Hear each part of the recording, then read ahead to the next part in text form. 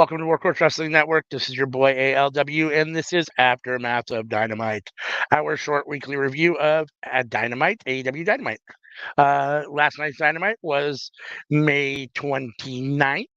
We are on the heels of um, AEW Double or Nothing from last Sunday, in which we had the return of Maxwell Jacob Friedman, the crowning of a new Intercontinental Championship, and Will Ospreay beating Roderick Strong, and the crowning of a new TBS Women's Championship with Mercedes Moné beating Willow Nightingale in a solid match, and the return of Juice Robinson to Bullet Club Gold to the Bang Bang Gang. So, very exciting Double or Nothing. It was long, lots of matches, but that's not what we're actually here to talk about this week. We're here to talk about Dynamite from last night. So, last night's Dynamite kicked off with Mercedes Moné getting her celebration in the ring. Sky Blue during her celebration. Um, Sky Blues appears on the Titantron, and then the lights go out, and Sky Blue is behind Mercedes Moné, and she attacks Mercedes Moné, and ultimately we end up setting up a match for Mercedes and Blue later in the night. We then get Killswitch versus Swerve. This is the first match of the night, and Swerve's another title defense for Swerve. Um, Solid match against Killswitch, continuing his feud ultimately with the patriarchy. I'm assuming he's probably have a match against Nick Wayne at some point. But this was a good match. At the end, Swerve cut off um, one of Killswitch's Killswitch's braid. Um, and it's fun. It was a fun match. Killswitch is a solid wrestler. I like Luchasaurus, and I enjoyed this. Um, we then get um, Big Bill bringing out the first episode of The Learning Tree. Chris Jericho, there's grass in the ground. There's a paper mache tree in one of the better sets in wrestling history for an in-ring show like this.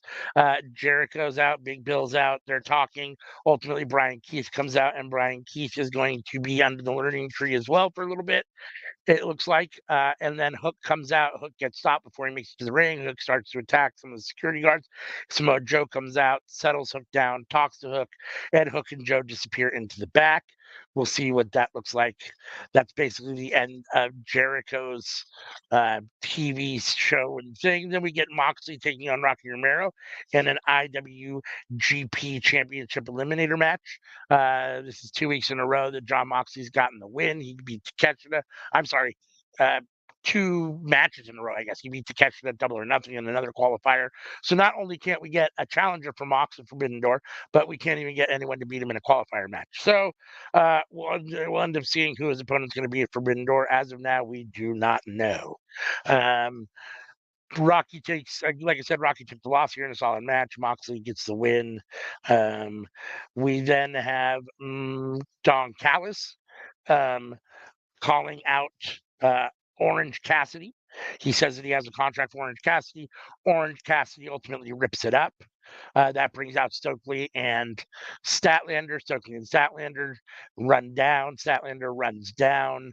Cassidy says that her best friend is joining the Callis family, and out comes Trent Beretta to attack Cassidy from behind, and we get Trent Beretta joining the Callis family.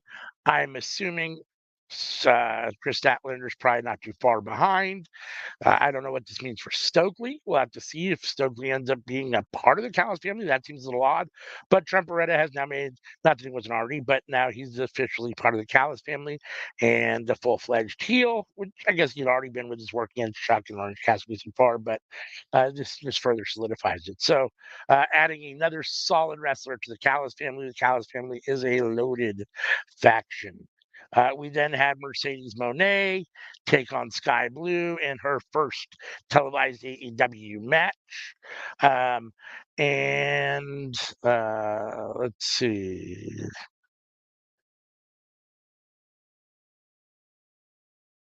Mercedes gets the win here in a solid match. It didn't go very long, but Sky Blue had a decent outing here. I don't know if we'll see Sky Blue again in another match against Mercedes for this belt. Probably not. This is probably her shot, but maybe not. We'll have to see. Um, I don't know what's in store for Sky Blue. She doesn't really move the needle for me, but it's a solid victory for Mercedes, even though it was kind of quick and basically a showcase for Mercedes because Mercedes is on another level than Sky Blue. After the match, we got Stephanie Vicaire of CMLL fame, the New Japan. She's also the New Japan Strong Women's Champion. So we are going to. It looks like we're going to be getting those two versus each other at Forbidden Door. Mercedes Moné versus Stephanie Vicaire at Forbidden Door, which I am all here for. Um, we then have the Elite come out and announce that Adam Copeland is injured. They announced that Matt Jackson makes a bad joke about how he shouldn't have told Adam to break a leg because he ultimately did that. They stripped the belt from Adam Copeland and give it to Jack Perry. Tony Khan doesn't like that. Tony Khan says, no, no, no, no, no. That's not what's going to happen. Um, and that, I'm sorry, not Tony Khan. Christopher Daniels, I apologize. Christopher Daniels comes out at the behest of Tony Khan and says that's not how it's going to happen. If he wants the title, he's going to have to earn it. We are going to have qualifying matches for a ladder match for the title at Forbidden Door, and he can qualify. In the meantime, we have to pick a, or we have to have a opponent for Swerve at Forbidden Door for the AEW Championship. So we're going to have another gauntlet match. We did one of these last month and it was very good. We're going to do this one here. This one starts off with Jay White and Pac. I'm very glad Jay White and Pac were in the spot.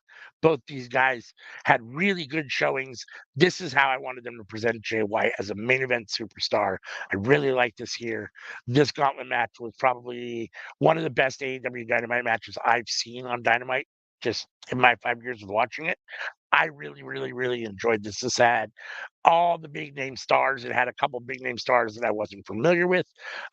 Ultimately, we had Jay White, we had Pac, we had Mystico, we had Will Ospreay, we had Claudio Castagnoli came out, we had Leo Rush, we had uh, Orange Cassidy and Hechicero, who is another luchador from CMLL that I'm not familiar with, but had a phenomenal showing here. Will Ospreay ultimately gets the pin on Orange Cassidy, which I'm glad because I don't like Cassidy, and I'm happy that Ospreay gets a win here. So we will get Ospreay at Swerve at Forbidden Door. Was this three now? I guess this will be the third one. Um, some people are complaining that this is too soon because they don't want Will to take a loss, but I think Will can survive a loss, even though I don't think he'll probably lose. I think we'll probably get Willie two belts, but we'll have to end up seeing. I'm here for Ospreay versus Strickland. I think it should be really good. I think it helps Strickland to have a really solid opponent, especially one that's considered the best in the world. That when he wrestles in a match, everyone thinks he's going to win. So, in some respects, Swerve as champion will be the underdog in that match, and I kind of like that for him. Um, and we'll see if he can get the win over maybe the best wrestler on the planet, or if Will Ospreay is going to be holding two belts very early in his AEW career. Uh, this was a very solid match, or gauntlet match. And show after after the match, Swerve comes out. Swerve and Will Ospreay, face to face to hype up their match at Forbidden Door. Now that Will Ospreay won the gauntlet, I want to see more of Hechicero. I thought it was amazing. I want to see more of Mystico. I like him. He's been around now for a little bit. He's had a few AEW matches. He's growing on me a lot. Claudio looked great here. So happy with the way they presented Jay White here. Happy with the way Pac was presented here. Very, very solid episode of Dynamite with a great finishing main event. Like I said, probably my favorite match of Dynamite ever to date. So this was a solid episode of Dynamite. Also, Okada was given a car by the Bucks during their segment, and this was one of the few times we've seen any kind of real personality from Okada. So I enjoyed it. I'm not an Okada fan, but I thought he came across well here. Showed some personality. Cried when they gave him the car, the Lamborghini, and yeah. So, a solid episode of Dynamite, as I said before, and truly enjoyed it. Please join us Friday for Friday Night Fights. I don't know if tomorrow night, I don't know if we'll be watching SmackDown or Rampages, AEW Rampages at a different time. It's a special time, 3:30 Pacific, 6:30 Eastern, but we will be watching SmackDown for sure. And then we'll be back Saturday night for Saturday Night Collision. So make sure and join us for both of those. And until next time, thank you so much. Peace.